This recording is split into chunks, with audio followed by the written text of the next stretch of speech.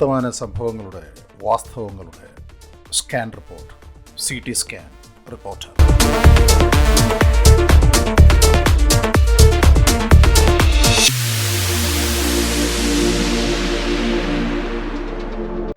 നെല്ലിയാമ്പതിക്ക് യാത്ര തിരിച്ചതാണ് ഞാനും കൂട്ടുകാരും.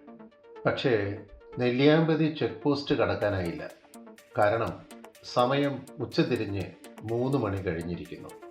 3 മണി കഴിഞ്ഞാൽ പിന്നെ അങ്ങോട്ട് സഞ്ചാരികളെ കടത്തിവിടില്ല. മാത്രമല്ല 7 മണിക്ക് മുമ്പായി നെല്ലിയാമ്പതിയിൽ നിന്ന് സഞ്ചാരികൾ മടങ്ങുകയും വേണം. ഇങ്ങനെ പോകുന്നു നമ്മുടെ ഉത്തരവാദിത്ത ടൂറിസം വകുപ്പിന് നല്ല നമസ്കാരം. ഇനി സമീപ പ്രദേശത്ത് പലതവണ കണ്ട പോത്തുണ്ടി ഡാം കാണുക മാത്രമാണ് കരണീയമായിട്ടുള്ളത്.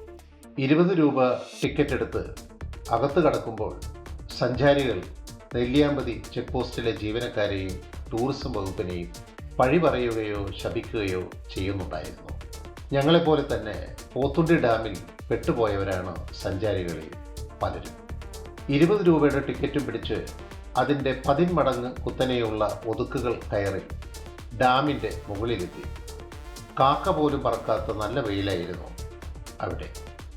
അവിടെ നിറയെ കാടും പടലും പിടിച്ചു കിടക്കുകയാണ്. സഞ്ചാരികൾ ഉപേക്ഷിച്ച പ്ലാസ്റ്റിക് കുപ്പികളും ആ പുൽക്കാടുകൾക്ക് അലങ്കാരമായി അവിടെ മിന്നുന്നുണ്ടായിരുന്നു. സഞ്ചാരികൾക്ക് ഒന്ന് വിശ്രമിക്കാനോ തണൽ അനുഭവിക്കാനോ ഒരു സാധ്യതയും ഇവിടെയില്ല. അതൊക്കെ ആവാവുന്നതാണിവിടെ എന്ന് കരുതാം.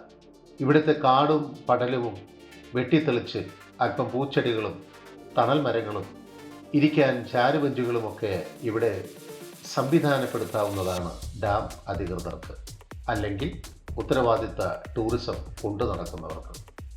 സമയം ഏതാണ്ട് ഉച്ച തിരിഞ്ഞെന്ന് പറയാനേ തരമുള്ളൂ. അപ്പോഴേക്കും ഡാമിന് താഴെ നിന്നുള്ള പൊട്ടിപ്പൊളിഞ്ഞ സ്പീക്കറിലിരുന്ന് ആരോ തൊണ്ടകാറി പറയുന്നു.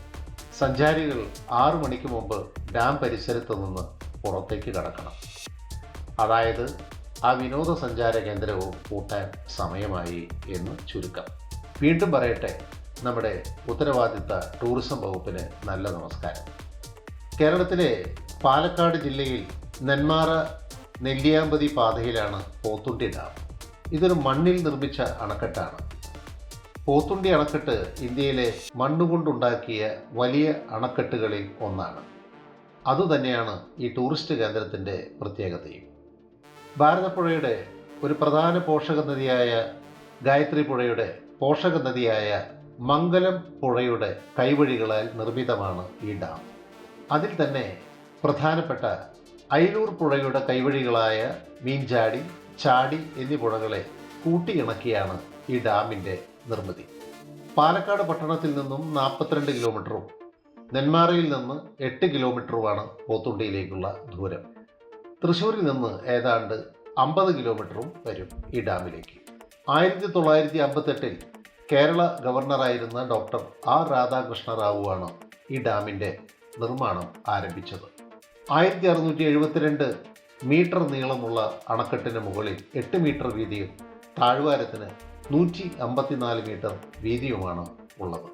പാലക്കാട് ജില്ലയിലെ കൃഷിക്കും കുടിവെള്ളത്തിനുമായാണ് പോത്തുണ്ടി ജലസേചന പദ്ധതി തയ്യാറാക്കിയിരിക്കുന്നത്. പാലക്കാട് ജില്ലയിലെ ചിറ്റൂർ, നെന്മാറ, ആലത്തൂർ, തൃശ്ശൂർ ജില്ലയിലെ വടക്കാഞ്ചേരി തുടങ്ങിയ സ്ഥലങ്ങളിലുള്ള കൃഷിസ്ഥലങ്ങൾക്കാണ് ഈ ജലസേചന പദ്ധതി മൂലം പ്രയോജനം ലഭിക്കുന്നത്. പാവങ്ങളുടെ ഊട്ടി എന്ന അപരനാമത്തിൽ അറിയപ്പെടുന്ന നെല്ലിയാമ്പതി മലകൾ പോത്തുണ്ടിയിൽ നിന്ന് 17 കിലോമീറ്റർ അകലെയാണ്.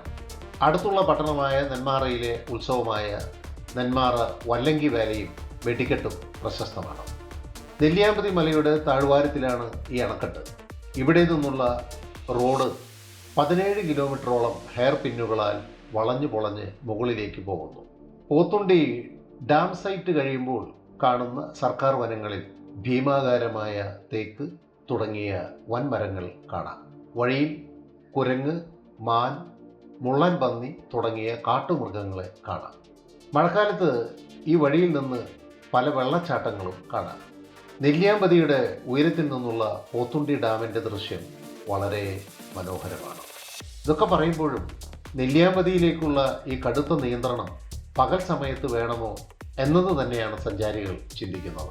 പകൽ 3 മണിക്കും വൈകുന്നേരം 7 മണിക്കുമായുള്ള നിയന്ത്രണം എന്തിനെന്ന് എത്ര ആലോചിച്ചിട്ടും സഞ്ചാരികൾക്ക് മനസ്സിലാവുന്നില്ല.